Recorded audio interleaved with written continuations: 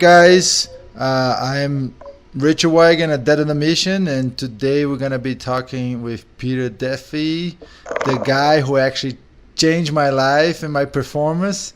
So we'll let him talk a little bit more. So, just so you guys know, so are you the owner or you part owner of Vespa? I'm the owner of Vespa Power Products and the developer of the OFM program, which we originally developed around supporting our Vespa athletes, and then it just kind of has taken on a life of its own. But both Vespa and OFM are intricately interrelated, and you when we started working together, I kind of brought you back from the dark side, shall we say? Exactly. Yeah. Yeah. Well, So yeah, that's my role, and we continue to do that. I'm not. I want to make it clear. I am not the inventor of Vespa.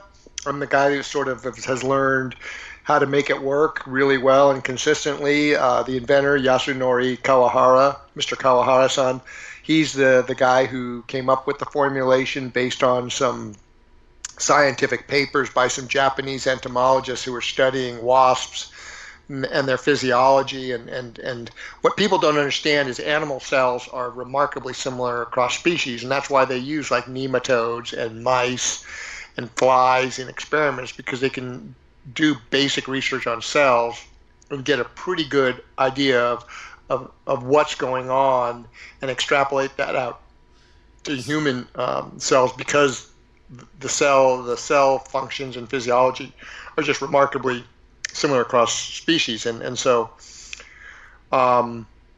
what they discovered was how the cells burn fat as fuel, and then this peptide, this bioactive peptide that the wasp use, is to access its fat in its thorax to perform these amazing feats it does, is all driven by this. But the basic premise that we're on and the mission we're on is that our bodies are meant to burn fat aerobically, okay? And we have just taken ourselves so far astray of our capability, our evolutionary capability to burn fat, that our bodies don't really know how to do it very well anymore. And we've been sold and told this idea that you need all these carbohydrates. Now, I'm not suggesting for a second we don't need some carbohydrates for performance, but the old American thing, if a little's good, more is better, and we've kind of put so much carbohydrate into the mix that it's had some unintended consequences. yeah, so just to get a little bit background for the people listening to, it's like when I was actually vegan. Actually, I was like a fruitarian on that time, and I was starting having like hormonal issues, and I bonked in, I don't know, two of my last Ironman. So I called Peter, said like, Peter, like, you gotta help me out. And then Peter rescued me from the dark side, like you just said. And he said like, listen, you need to start burning fat as fuel. And that's how the whole thing started. And like I have no words to thank you, because after that I was able actually to win an Ironman, which for a while I was so far behind that I couldn't believe. And but like the funny thing is, and I would like you to talk about that, because when we talk about burning fat as fuel, a lot of people think that we're gonna be eating chicken wings and bacon during the workouts and during races, and that's not necessarily true, right? Oh, I no, it's mean, absolutely not yeah. true. And this is part of the misconceptions that have arisen out of what I call the rise of keto and this whole ketogenic diet trend, not the science. The science is solid, and I'm a big and firm believer in ketosis, and we use nutritional ketosis as the foundation physiology in our OFM program. But it's not just ketosis, because like I say, and this is getting a little off track here, but you know people in this world are chronically stressed, and stress is as big a problem as too many carbohydrates. You have to be in that zone of being mellow and not stressed, so that when you get the stress of exercise, your body can respond to that stress. Whereas it's kind of like stuck because you're chronically stressed. So OFM isn't just about the diet, but it's about getting your body back to burning its own fuel, and that's where this misconception of you're supposed to be eating fat bombs and coconut oil and MCT oil and brain octane and doing all these fat things. I find it's just meant to sell people more stuff instead of getting them to realize, instead of feeling like they need all this external stuff, they just need to get themselves first fat adapted and then just add a little of the right stuff, whether it's Vespa or the occasional gel or a combination of both to get that performance level physiology that you need to push. But it's based on this fat burning engine that's doing 60-70% of the work, and then you add the Vespa in, and that really supercharges the fat burning. And then when you bring in a little bit of carbs, it's like rocket fuel. And actually that's the point, is like usually for racing I tend to recommend people use simple carbs for racing over fats and oils. So yeah, you're not doing this. You're actually eating.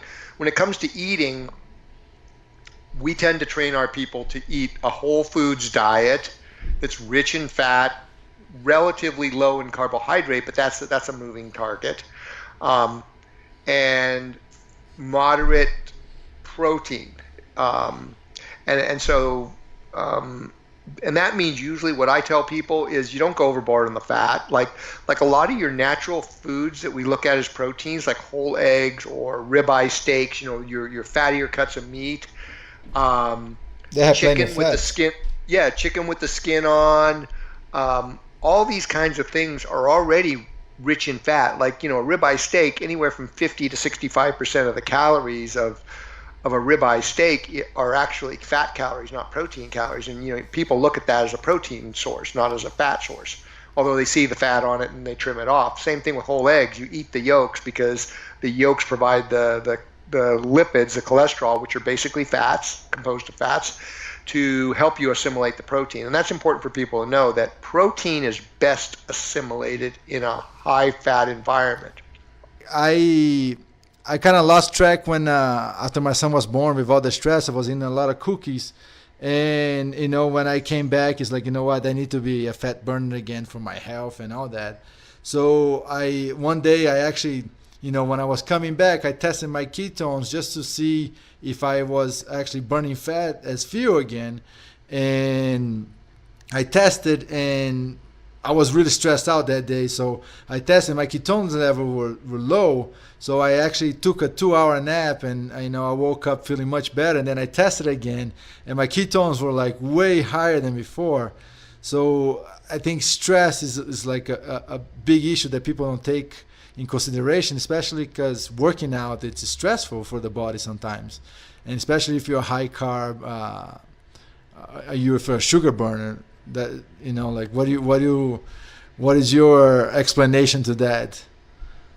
Well, it's a combination of things, and that's the problem we have. And I don't want to lose people here, but humans tend to think in binary ways consciously, black and white, on or off, ones and zeros, and the technology is all based on ones and zeros. So that kind of conscious thinking is not how biological systems work. And so the sugar burning is, like I say, you have all these factors. You have carbohydrate consumption triggering the physiology to burn sugar. You have chronic stress. Stress even itself, like in that moment, the tiger jumps at you, you get that cortisol thing, and it allows your body to release glycogen into glucose to give you that shot of energy really quickly you need to get away or fight or whatever. But if you're doing that chronically, you're depleting not only the glucose and glycogen, but you're depleting those hormones, and you get this hormonal balance because you not only deplete cortisol and then all of a sudden you don't have that response, but you're also depleting other hormones like your sex hormones, etc. Because the precursors, the substrates that hormones are built on, also get depleted because you're just constantly going through your cortisol. And so you have that, and you have the carbohydrates and the insulin being used up. You have the stress and the cortisol being used up. And then you have things like EMF. We're constantly exposed to electromagnetic frequencies from our cell phones, our microwave ovens, Wi-Fi, high tension wires. It's just amazing how much more EMF exposure we have, and that has a physiological stress on us. So we have all these stressors, and so when we're chronically stressed in this way, we don't have that cycling of stress and then rest, just like you said with your nap experiment.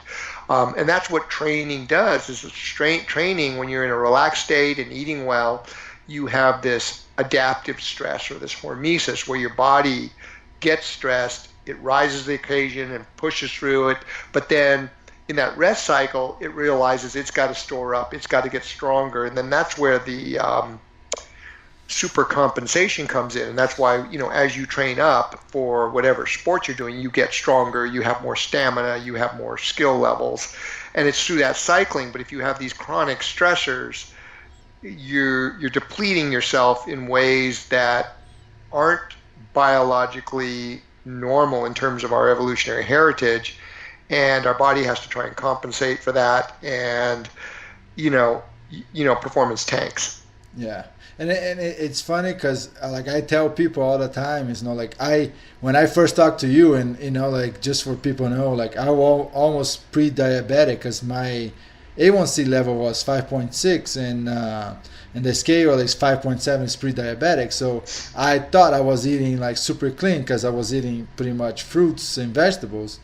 But and then when I talked to you, that's when I changed it. But nutrition stress is a big stress factor, like having that sugars going up and down and all that stuff, besides everything that we go through in life, Yep. So Yep. And the thing is also your body's trying to find the nutrition to recover and rebuild, and it's not there in concentrated forms of carbohydrates. I mean, when you look at concentrated forms of carbohydrates, like fruits, starches as foods, and then you have all the processed stuff like sodas and processed grains, etc. The real nutritional content of these things, they're nutritional wastelands. So your body's trying to find these building blocks of nutrition to maintain, rebuild, restore, and it can't find them. So it's just burning through the sugar, and then you have of course the physiological response to sugar and the ups and downs in energy driven by the whole cycle of insulin, too much insulin, and that's where I want people to start to understand that your human physiology is a complex and dynamic matrix. It's not this binary black and white type of statement that you hear, and people need to understand these things that gurus or politicians or religious leaders put out, like make America great again, or some people say eat more carbs, or the keto people say eat less carbs, eat more fat. These simple messages are great because we want that magic pill, we want that simple answer, but I'm here to tell you it's not that it's not that simple. It's actually very complex. However, all that being said, if we look to our evolutionary heritage, what were those evolutionary pressures that made us into humans, and where we fit in the matrix of biological systems, it's really easy to find doable strategies that we can employ, real world strategies that can actually get us the results we're looking for, the physiology and the health we're looking for, without having to try to micromanage all this complexity. Exactly. It's amazing. Like it's complicated, but there is strategies, and I learned that a lot with you. Like I like when you say like strategic carbs, and I started to use that. But one thing that got me really impressed in the beginning when I started talking to you, you said, because you are like a terrific runner, you did ultra marathons, and one day you told me, like, like sometimes we go out doing training camps that we only have one meal a day, and then I was like, what? And I was trying to pound calories and calories and calories during my my week, until I realized, like, I really need very little, like I just need some specific stuff. But and that's Yeah. where I got really really impressed with the whole thing. I went from, like, my first Ironman, I puked 12 times in 13 hours, and I was having like 400 calories an hour. And when I started, when I started following your program, I was racing with like 65 calories an hour, if that. Yeah, because you were racing down there in the south in Florida in the heat and humidity where you really can't take in very much. Nuke, yeah, it's just like impossible. Your body doesn't want to digest when you're going that crazy for hours and hours and hours.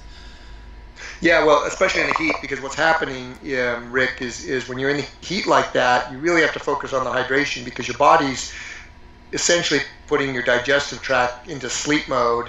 And so, because it's shunting the blood flow from the muscles to the skin surface on the way out to kind of cool you because of the heat. And so, when your digestive tract essentially shuts down, you can hydrate if you get the ratio of electrolytes and water right, but you really can't digest much without that blood flow to the intestinal tract. And what happens with the puking is you eat something and it sits there because it's not getting digested, and guess what? Your digestive tract becomes a brewing factory. You're brewing beer. It starts to ferment, and then that's where things get ugly. And to continue this conversation on, because I'm assuming we're talking to an audience that are athletically minded, and a lot of these people, endurance athletes. This is one of the things I just don't understand. Everybody, or most people, not everybody, but most people in endurance sports think that the puking, the GI distress, the diarrhea, the bloating, and being wrecked after a race is normal. And they even take it so far as like that's a rite of passage or a badge of honor that you're an endurance athlete because you have all this crap literally happen to you where you're puking and it doesn't, as it doesn't have to be that way. Exactly. And it's interesting you touch that subject because I remember when after I changed my diet, that was back in 2014. In 2015, that's actually when things started moving forward for me. And then I started studying and I started applying to my athletes. I watched one Ironman where all my athletes, they were coming out of the water. They had like 3 pouches on their bag for the cycling. And then all the other athletes, they have like peanut butter and jelly sandwich, like so much stuff. And then all my guys, and at the end of the day, they were still running with no problem. And everybody that had that amount, like they were stopping, going to the party and all that stuff. So it's incredible how less you need, and and how very little you can do. And then you don't need to be trashed out after endurance event. Yeah, and that's the thing. Like one of my athletes, she's a triathlon, and she does triathlons, and she was down at a camp in Florida, and she sent me a picture of the bar on the bike, and it was taped full of gels. Oh yeah. Right? And then she sent me some screenshots of the nutrition part of the camp she was at, and they were telling her how much she needed to take in on the bike and the run, and she's just like, these guys are nuts because I'm coaching her, and she gets it, right? Exactly. But that goes back to what I was saying earlier, is we're being sold and told this line, and because that's all people know, they believe it because that's what, and they're backing it up with these scientific studies, and the problem there, don't get me started again, is having a background in science and being married to a research scientist, and some of my best friends are PhDs in science. I know what scientific design is and what good stats are, and this is a fact that most people don't know, that the consumer stuff that gets out there to consumers on diet and nutrition, these studies, especially these sports ones on nutritional needs and all that.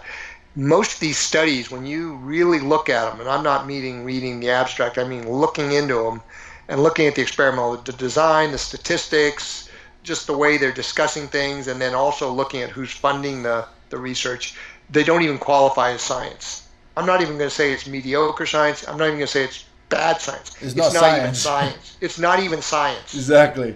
And it's funny because a lot of them are sponsored by Coca-Cola or something like that, which is insane. Like it's totally insane. And I totally agree with you. Yeah. Now, the problem is that the consumer doesn't know that, and these are very well packaged media sound bites, and because psychologically we're very, especially athletes, are very concerned about their health and performance. This goes down to some very primitive animal biological hardwiring, and so we're very concerned about our health. We're concerned about our mortality, and so anything that comes out presented in this sort of way that pings that primitive hardwiring, even though we think we're intelligent beings, it's actually going to a very primitive fight or flight mechanism in our brain. Yeah. It gets our attention, and then we believe, and that's how this whole thing got started. Like, you need 400 calories on the bike or you're going to bonk, right? Exactly, yeah. Right? So everybody's, they're literally crapping their pants, although they'll probably crap their pants on the run, but they're literally crapping their pants because if they don't get that 400 calories on, and they might be racing in South Florida in August, and it's 90 degrees and 90% humidity, and there's no way in God's name they'll take in that amount. You can probably not even take that on the, like, sitting on the desk not doing anything. If you eat 400 calories an hour, I think after 3 hours you're probably going to be like, hey, I just can't take it anymore, Yeah, you literally feel like puking. So it's this mindset that we've been led to believe, and people, and then conversely, because they've been led to believe they need these calories, or you need these carbohydrates, or you need to fear fat, and you need to fear red meat. Conversely, when somebody like me comes along and says, something that makes sense, like the reason we carry fat is that's our main aerobic fuel source, people nod their head and, they'll consciously say, yeah, that makes sense. But then it doesn't get any further than that because of that belief system is in there. Yeah, it's so much information on the dark side that people cannot see what actually what you actually need. And that's why, like, I love doing those podcasts and things like that, because I like to show it to people, like, there is a way that you're not gonna bonk, there is another way that you can recover faster. And that was one of my questions too, because I just did, I don't know if you saw, I did a rowing marathon on Wednesday, and like, you couldn't stop. I saw that part. Yeah, I did the rowing marathon, like, it was really emotional for me, but I went there on an empty stomach. I didn't eat anything before. I rode, I used a Vespa, and then I had one gel in between, and that was it. And then I finished, and I even, like, I usually don't drink after an event, but this time, like, I had 2 beers afterwards. I ate, and like, next day I was ready to rock and roll. Like, and it's not like I was super crazy on my diet, because I had beer, and like, I had 2 beers, which I normally don't do. And then today I woke up and I went to CrossFit again, and I was fine. Like, my body was, like, ready to rock and roll again. Well, and once again, this is where this belief system is part of the challenge, because I'm sure your colleagues, you're telling them, yeah, I came in here fasted and I did this on this and Vespa, and they're like, okay, what's going on here? They just can't fathom it. And then, you go out, you have a couple beers, it doesn't phase you because you're adapted, and then you're ready to rock today, and you go to CrossFit, and people just, there's this disconnect. They ask you what you're doing, but then when you tell them, they just disconnect because it just doesn't fit in their paradigm of belief system. So what I'm trying to do is try to find ways we can open people's minds up that this very different foreign thing to them is actually the way they're meant to be. And yeah, and I think what you said is like a lot of you can put it into.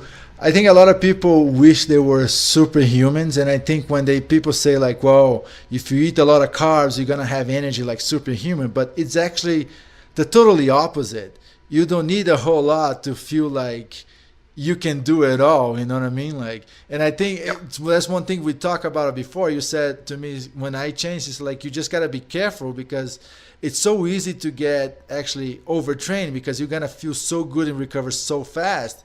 It's almost like you're taking drugs, and you know, like, but that's the you know, like you have to pay attention to the fact that hey, I need to train smart still, but you know, your recovery time is just like you in performance enhancing drugs.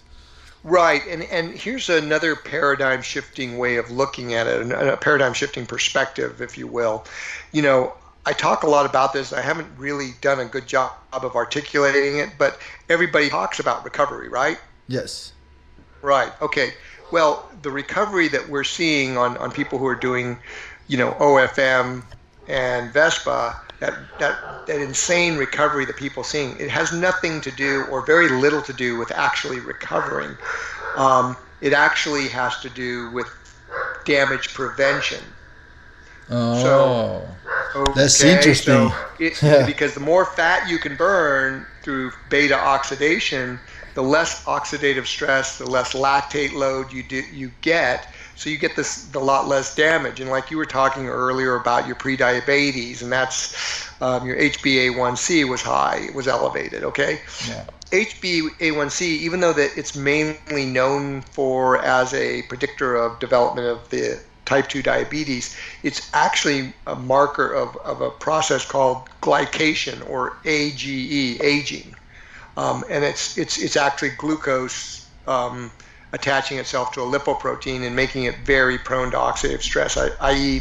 making it prone to becoming a free radical or mutations, etc. So when you burn fat and you're not taking in 200, 400 calories of sugar an hour, you're doing so much less damage, and that's why you quote unquote recover. And it, like I said, it has very little to do with actually recovering, but more so to do with damage prevention. Now, I'm going to take it one step further. When you do that and you prevent all the damage and you have only a little bit to recover from, then the body's ability to supercompensate is much bigger. Okay, supercompensation is what happens as you train. You get stronger, fitter, you know, faster, everything, you know, more healthier. Mm-hmm. And that's the supercompensation process that is occurring that makes people, as people train up, they do better, right? Yes. Physical activities. Well, when you don't do that damage and you do the right cycles of rest and recovery, just like I told you years ago, don't overtrain, it's so powerful, it's unreal. I mean, I've seen some athletes I've worked with who've been doing ultra endurance events, and they just got stronger as their progression into events went. Yeah, it's crazy. And you know, like a funny thing you mentioned, because a lot of the times I talk to people about recovery drinks, and it's like, listen, you don't need that crap, you know, like that's right. You need a steak. Yeah. And this whole thing of eating like within half an hour window, you know, like I stopped doing that for a long time, and you know, like I actually recovered fast. And then I did a testing, like I woke up and then I had to do like, it was about a 6,000 meters swim. So I went empty stomach. I actually tested my blood sugars, and it was like 71 in the morning. I tested. I went and did like, it took me about an hour and a bit. I came back home and I tested my blood sugars again, and it was like 78. And then I was like, how come if I didn't eat any sugar? But then I started to realize like your body produced it. So like when you're in that fat adapted state, you know, like you don't need any recovery drink. You don't need any of those stuff. You need to stay hydrated, and you need to eat afterwards. But it's not like you need in that 30-minute window. And I see them all the time at the gym. You eat when you're hungry, which is usually an hour and a half to 3 hours after when you're fat adapted.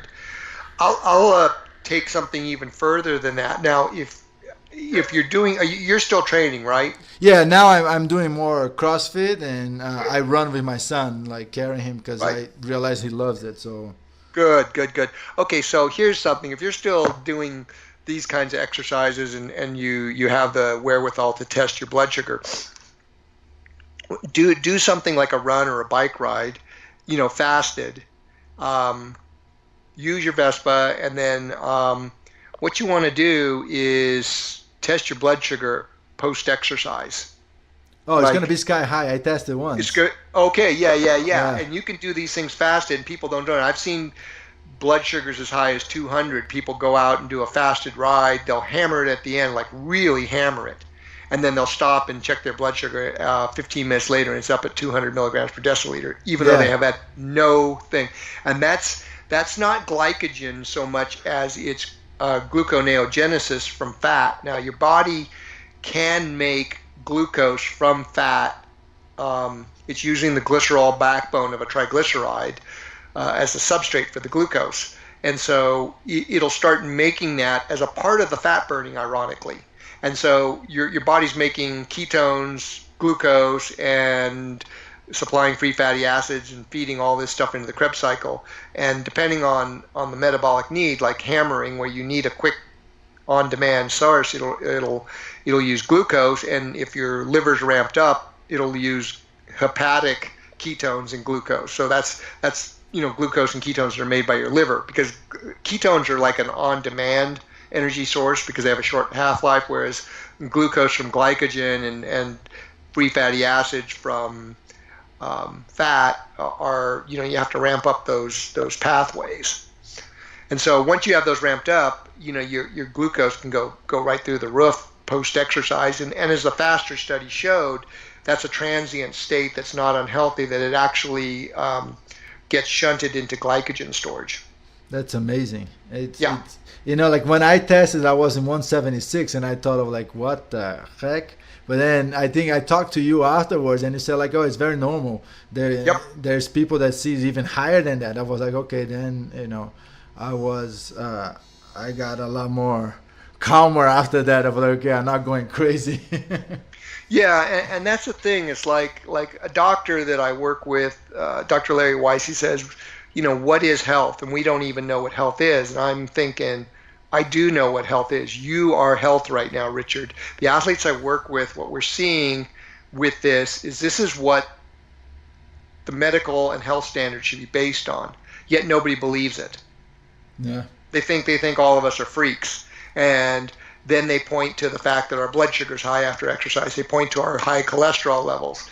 And yet this is what health should be. And my thing right now that I've been really tossing around is the entire system is based on some flawed assumptions that are going to keep people sick, that are going to keep, and when I say sick, I don't mean sick, they're not going to, I should rephrase that. It's going to keep them from attaining their optimal health Exactly. for them, their individualized health. And it's going to keep an economic engine just humming along towards impending disaster, meaning the healthcare system, there's a lot of money being extracted from it because it's a huge burgeoning industry, and it's the doctors and nurses are a small part. The people are actually boots on the ground are a small part of it. There's just this huge machine that's consuming the economy, and we all know, everybody in the healthcare system know it's a time bomb when it's going to happen, but yet even though they know it, most of the people in there are just trying to make as much money as they can while they still can. Nobody's trying to stop it. And that's sort of like one of the little missions I'm on. It might be a little idealistic of me, but this is what we're doing. What I'm seeing and the results we're getting is what health really is. But what we're doing, what you're doing, Richard, since you made the switch, is it's outside the box. There's no body of science until FASTER came out. There's really no body of science, and that's only one study. Exactly. There's no body of science to support that this is legitimate, and science is based on this incremental data. And then what we have here is really a paradigm shift. Exactly, and you have a big mission, and like I said, I'm totally supportive of what you do, and like I said, you saved my career and then you saved my health, and like I'm grateful for that, and that's why I do those things, because that's truly health. And when you talk about this, like I changed my son's diet too, and a lot of the doctors were like complaining to us and saying like, oh, I don't agree with this and this, but the kid is thriving, man. The kid has energy, and he had the energy that he needs to overcome his physical challenges. Right. He has a congenital challenge. It's not something developed. He has a congenital challenge, and this is what's helping him. And that's the thing. It's like, unfortunately, the doctors mean well. I mean, everybody in healthcare and the wellness and fitness sphere, they mean well, but they're back to this whole binary thinking process. They're just taking in information they got and they're putting it out. It's information in, information out. They're not thinking about it or considering. And I've spent my life daydreaming about stuff and thinking about stuff, and I don't know why I do it, but it's just kind of the way I'm wired, and I'm always thinking about stuff, and it gets me in trouble because I always question stuff. Like, okay, this is right, and I'll have to test things, and sometimes I'm wrong. Like, a lot of times I'm wrong, and a lot of times I do stupid things, but every once in a while, something's right and there's an important discovery being made. Yes, it's incredible, and like your work, it's like how you posted the other day on Facebook, and you said like you are way above and you are leading the science. So I think it's amazing, but it is a big shift that needs to happen. Yep. So people need to get it. So yeah. And talking about that. I'm sorry. Talking about this, I think we should do this podcast a little bit more often, because there is so much information from what I experience and what you can give to the athletes out there, man. That it's like. I'd love to do that, Richard, to your audience, because I know that the endurance a good foothold in it now. It's got a good foothold in ultra running, although it's not taken over ultra running. It's got a good foothold. Yeah. And it's certainly, there's an awareness now in triathlon, a small awareness, but I'm seeing, talking to people I know, like this athlete I was saying that went to this camp, and other triathletes I'm working with, there's still this overwhelming bias towards, you got to have all these calories, that 400 calories an hour on the bike thing. Exactly. And I think because Ironman is such a hard race, that people are so fearful of bonking and things like that, that makes it easier for them to say like, hey, you got to get your calories. And for them, it's a good way to sell and control people. I mean, exactly. We could go off into the whole Edward Bernays propaganda machinery thing, and this is what marketing is all about. And it's like I say, it's all about the seduction. Exactly. Yeah. Well, it was a pleasure talking to you, Peter. I'm really looking forward for doing more of this with you. I think there is a great message that we can put it out, especially with my own experience and you guiding me, and like I went on to study that and learn more about it, and like I said, it's a pleasure to talk to you and a pleasure to learn. Each day I talk to you, I'm learning more and more and more. So well, that's the thing. I mean, it's like I say, I'm diving deep into the literature and talking to some people who are way smarter than me, and it's like I say, the more I learn, the less I know, and it's this constant rabbit hole that you're the guy that's at the athlete coach level, and I'm the guy that's doing some coaching because I want to apply it, but I'm also digging in and looking at this, and I'm thinking about it, and then coming up with these strategies. Like I said, this stuff is incredibly complex, and trying to dumb it down or simplify it or give you, these 9-step, 12-step programs to keto nirvana that all the gurus online have. It's not that. I mean, you can't make this stuff simple. But as I said, if you look to the science of evolutionary biology as sort of a guidepost, you can find there's really good doable strategies that each individual, Everybody's an individual. Okay. Exactly. Yes. Each individual can employ, and that's simple, and it's doable, and it's sustainable. So, the message is, the reason you have a lot of fat is that's what you're meant to burn aerobically. Even the leanest athlete has more than enough fat calories to complete an Ironman or run 100 miles. Spare fat calories. Exactly. That's how we survive. That's how we evolve.